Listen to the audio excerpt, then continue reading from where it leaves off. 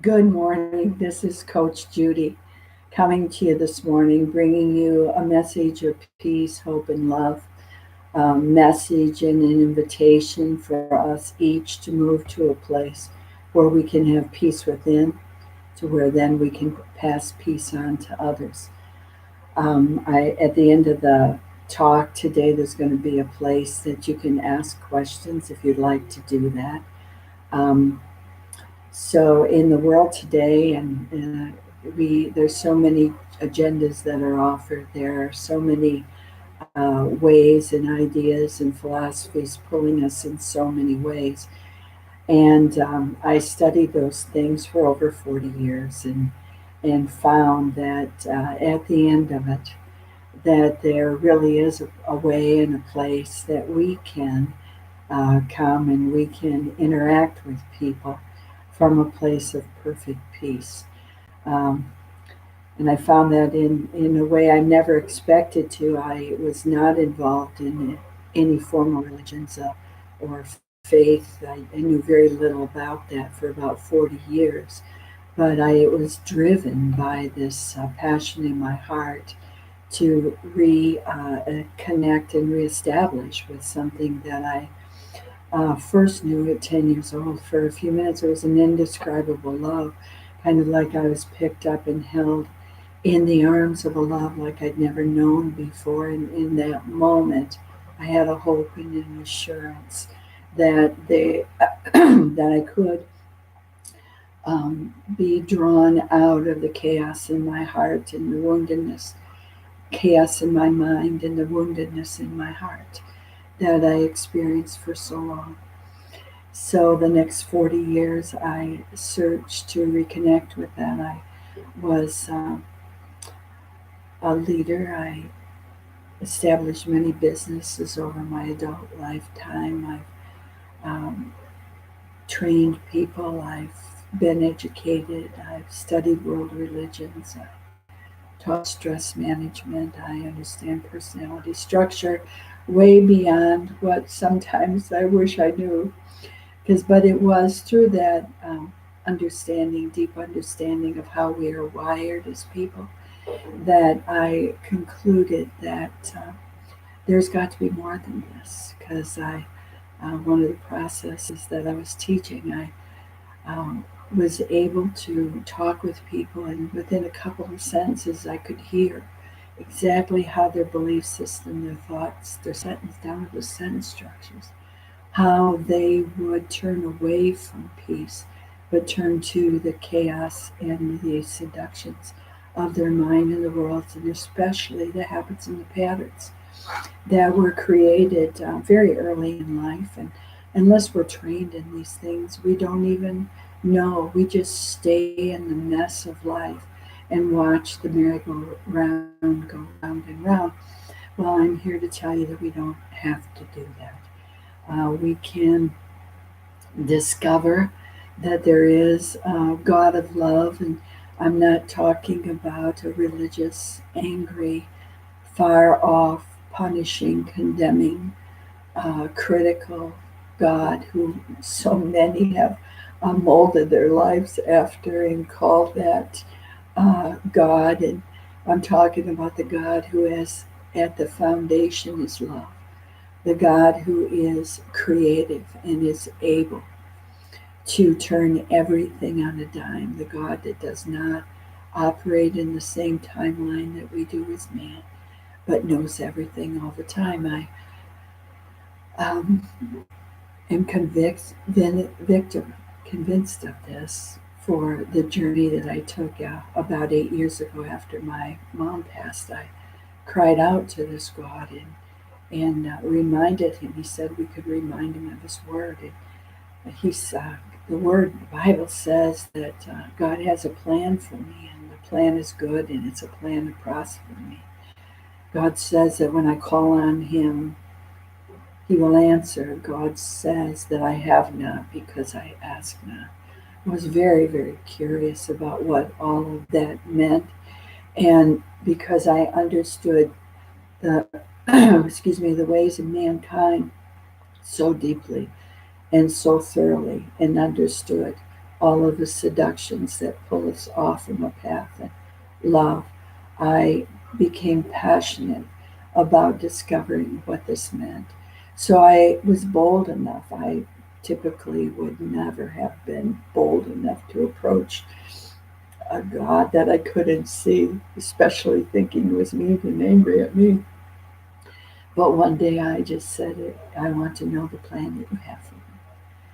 And it wasn't long after that I started hearing these, what are now known as prayons, their prayers and their poems, that really I've since seen that they are stories that start with man's understanding, and then before the end of them move into the God saying to us and showing us that I still am the answer. I am love and I am all knowing, and the plan I have for you is good.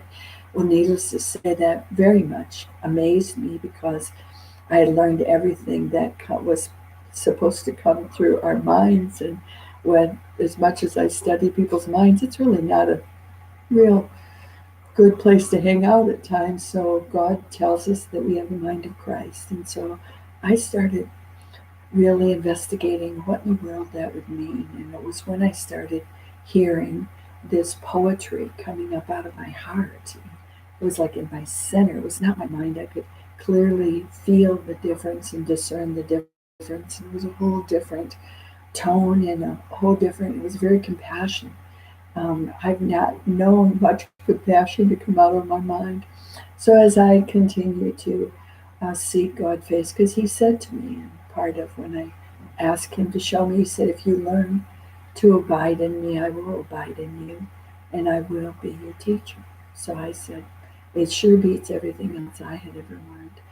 So I continue to pray, and the Word God teaches us to pray without ceasing. And I thought, yeah, how do we do that when we're managing all the different roles in life and interacting and being responsible and doing all the things we need to do? How do we do that? Pray without ceasing. Well, I'm learning more about that every day. And that was the prayers. And that came out as poetry, a gifting. There's over 1,000 of them today. And every one of them continues, even as I we go over them today, I hear God speaking to me at a whole deeper level, bringing me to a place where so much of the time I get to live at a place of perfect peace, passing all understanding. I'm not saying that I don't have storms, because sometimes the storms I have now are bigger than the ones I used to have. But I can stay clear and I can stay focused. And when I do get pulled off track, I can pull back to that place of perfect peace, passing all understanding. God also teaches us that He's not a respecter of persons, meaning He doesn't love me any more than He loves anybody else. And so His plan is for each person, individual, unique. God created us in a way that we have unique fingerprints, unique identifications. That's still mind boggling to me. But I've walked, excuse me, I've walked along this path enough now that I know that I can continue to get back to that place. He continues to mold me into a place where I can be in love. I can forgive more easily. He is healing and me, restoring as we walk, because that's the kind of God He is. So I enjoy and invite you to join with me this morning in the prayer that I've shared with you called Hearing Who. This is one of the times that I got to experience God's sense of humor and His strong connection to us. So I ask you to enjoy this with me. And as we go through it, think about not just where you can store it in your mind, but think about how you can listen to Holy Spirit and apply this to your life and allow Him to do what only God can do. So the name of the prayer was called Hearing Who. What is that we are hearing? Yes, that mumbling within.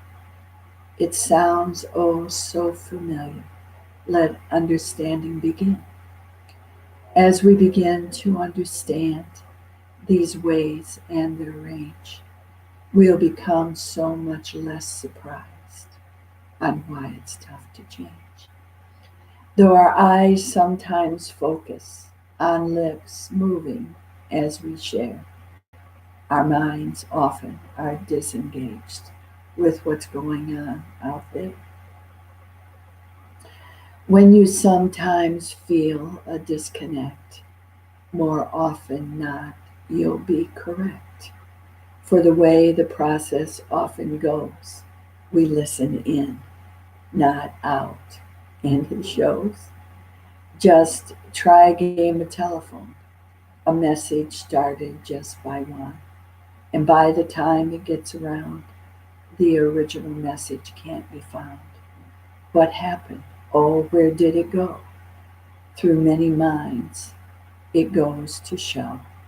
We listen for what we think we'll hear. We spit it out, and then, oh dear. We love being right, without a doubt. So we argue and we compete. We intimidate and then we shout. Dig in our heels. No, no retreat. And if we are another way, we hear within our heads, it must be me. I must be wrong. Just step on me. I'm not so strong. Well, whichever of these ways we are, notice that we don't go far. We don't stray from our home thoughts, from shoulds, of wants, of oughts. Now, the next time someone says to you, you're hardly ever listening, just stand and say, oh, that's not true. It's within me that I'm visiting. Yes, this whole study about listening is such a fascinating thing because in my years of study, I when I discovered that mostly the patterns that we live are set by the time we're 5, and pretty much all our major decisions are in place by the time we're 8. So we just become a repeat and a recording of those positions throughout our lifetime unless we get to the place where we know God. There are many things that change, help change us temporarily, but there's a process that we can go to the living God, commune with Him, and have God do what only God can do, and help us not only save us from the chaos of our lives, but can heal and restore and set us on a path and then keep us on that pathway. So God's amazing beyond anything I ever knew or was taught. And so today it's so important for us to notice that just because our mind is telling us we're hearing something, most of the time it has a lot more to do with our story of the past than what's actually going on with another person out there. We have gotten to the point, excuse me, of disconnect that we sometimes don't even notice, like this poem says. Next time you're talking to somebody, pay attention to what you're listening to. It may be a huge breakthrough for you to people hungry and thirsty for intimacy in their life. And we have accepted lust for love, and there's so much confusion about whether there's any peace or any love really available. Well, there is, and there's a way that we can get a hold of it. So, as we begin to understand the things and the ways of God, we can learn that God created us in His image, and the fruit of His Spirit is what He's molding us into. So, if you ever say to yourself, I just wish I could be more kind or patient or faith filled or peaceful, well, God's the one to seek. God's the one that will teach us. And of course, the Bible teaches us about everything that's pretty much ever happened to people. And it always shows us when man's in charge what happens. And when he's smart enough to turn to God, then things can be healed and restored. And we become useful vessels. God also teaches us that He is a potter and we're the clay. So if we allow the one that spoke it all, created the earth in His love, who wouldn't want to be molded by that when we compare that to what we're molded by with the agendas of division and destruction out there in our lives. So we do have a choice. We can choose life or death. We can choose life, and we can choose it abundantly. So you're not crazy for thinking that people aren't listening to you, because pretty much we don't listen to each other. We listen to the conclusions in our own minds. And then with intimidation being so popular in our world today, and we're already afraid that we don't belong, then we can be as easily intimidated. God teaches us that it is in His our weakness that His strength is made perfect. So that's part of what He teaches us, to be able to discern um, when people are trying to intimidate us, and we can feel, we can be in a place that's secure, that we can still know the truth within all of those attempted at persuading us to be part of the destruction of mankind that's going on so strongly right now. But we don't have to do that. And so, part of what when in this one verse where it says we love being right without a doubt, well, that seems to be the chosen identity of so many people, and character assassination is used to intimidate and have other people think we're right. Well, when there's a power of love in the background that can create all things, I've found that it's a lot wiser to choose love and discover a lot more about what that is, because God teaches us, He goes before us, and He is our rear guard. And I've found that to be true. I'm constantly amazed at how ever present He is, how I truly can abide and listen to that voice of love and creativity and power and miracles, and more and more each day, allowing that voice to guide me and lead me. I invite you to do that also. So